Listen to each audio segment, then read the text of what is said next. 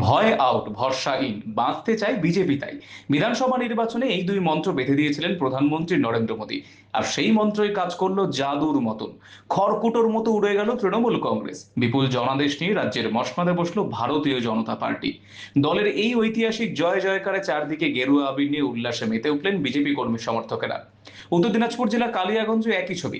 জেলার অন্যতম গুরুত্বপূর্ণ এই কেন্দ্রে জয়ী হলেন বিজেপি প্রার্থী উৎপল মহারাজ। তৃণমূল প্রার্থী নিতাই বৈশ্যকে বিরাট ব্যবধানে পরাজিত করেছেন তিনি।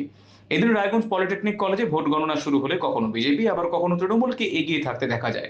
এতে গণনা কেন্দ্রের বাইরে অপেক্ষারত দুই দলের কর্মী সমর্থকদের মধ্যে উৎকণ্ঠার ছবি দেখা গিয়েছিল।